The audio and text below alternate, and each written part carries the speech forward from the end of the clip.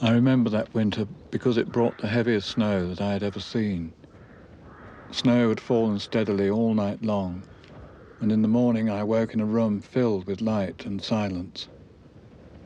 The whole world seemed to be held in a dreamlike stillness. It was a magical day, and it was on that day I made the snowman.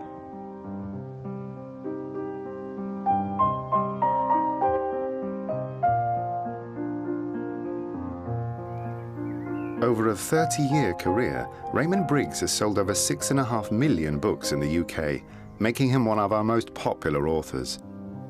I was always reasonably good at art and English. Those were the only things I was quite good at. But then I went to art school. When I applied to go in, had an interview with the principal, and he said, "Why do you want to come here?" And I said, "Well, I want to learn to draw in order to be a cartoonist." And he said, "Good God, boy, is that all you want to do?" Nearly threw me out the room. When I first started illustrating, I found you were given other people's things to do, and some of them were so bad, I thought, my God, I could do better myself, you know, because so that's what started me writing.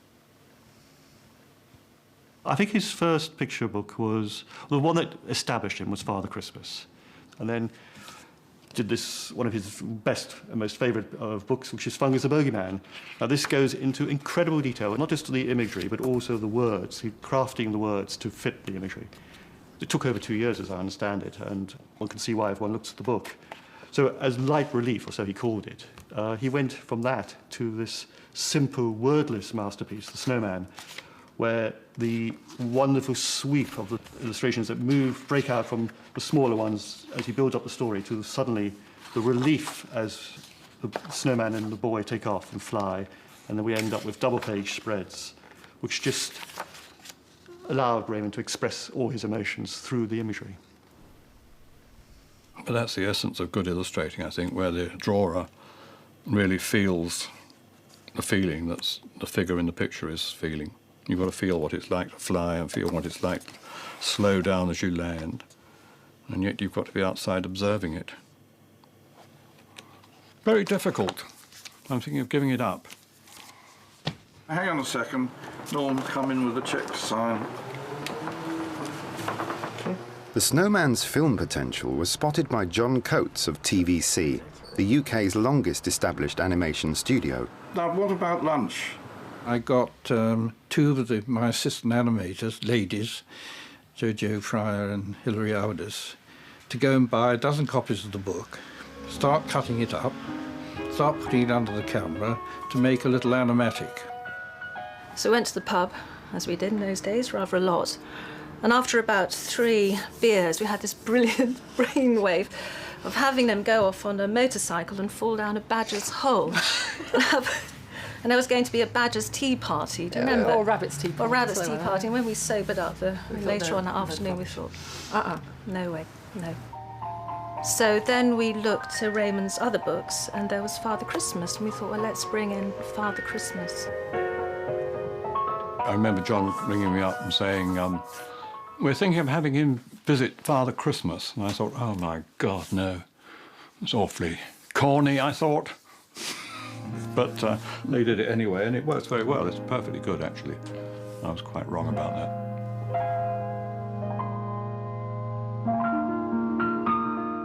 Snowman was one of the first things we did because John Coates was one of the first people to come and see me and tell me he had this going. We were keen on animation. We wanted to do some animation. And John Coates brought this to me, and I thought, it will stick out from among a lot of other things Channel 4 is going to try to do, which will be tougher and more intellectual and more probing and more disturbing. And I just thought this was an utterly delightful project and gave it the nod. The task of pulling together all the creative ideas of the animators was given to director Diane Jackson, who died aged 51 in 1992. Diane had worked for us on TV commercials for several years and was a good friend and part of the studio in many ways. And then she took over and storyboarded marvellously well, beautifully drawn storyboard, that was then filmed and became what we call the Bible. and nobody is allowed to alter the Bible except the director and the producer, or with their permission. So we ended up with 26 minutes of still pictures, and then we timed it, which is unusual, but we wanted to do the music to the picture. This storyboard became the template to which all the animators and the composer worked to create the final film.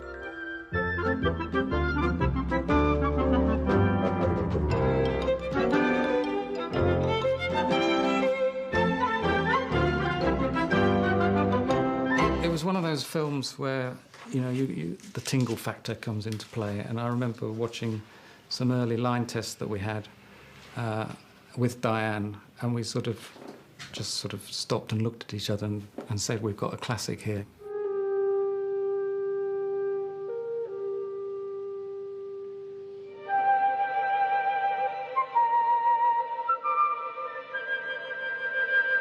I did the opening to the Snowman, where the little boy wakes up and builds the snowman. And there's a scene in there where he wakes up and he's so excited he has to rush downstairs and he forgets to put his pants on, which is what all the little children always tell me. Why didn't he put his pants on? And the reason is because there wasn't enough time in the scene. You know, I was given this scene and he had to put his clothes on, and all I could do was have enough time to put his trousers on. So that's always caused a lot of puzzlement amongst kids, because it's very important to have your pants on.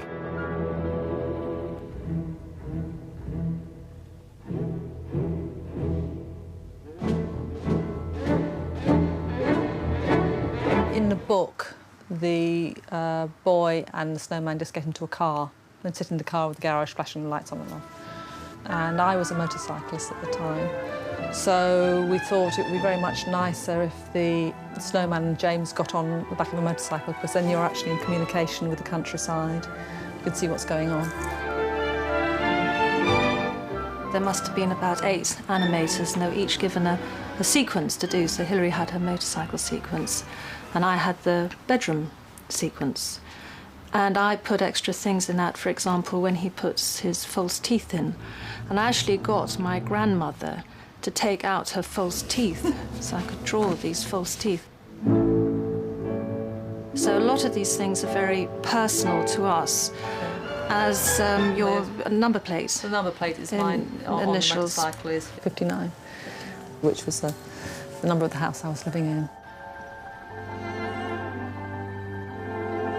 James is called James because Jojo at that point was dating a guy called James. Is now my husband. Her husband, and so she just happened to write it on the present, and it sort of stuck.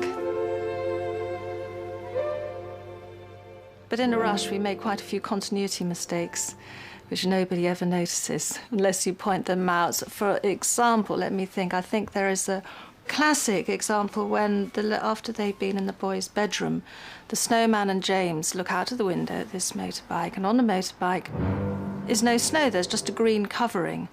But when they go out, about 5 seconds later, there's about 4 inches of snow on top. Has anybody noticed? Nope.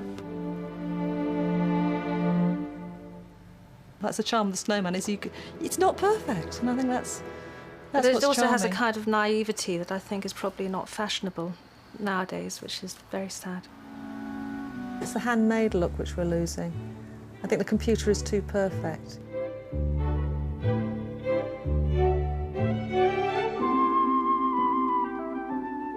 As you know, most things these days are done digitally in computers with computer painting.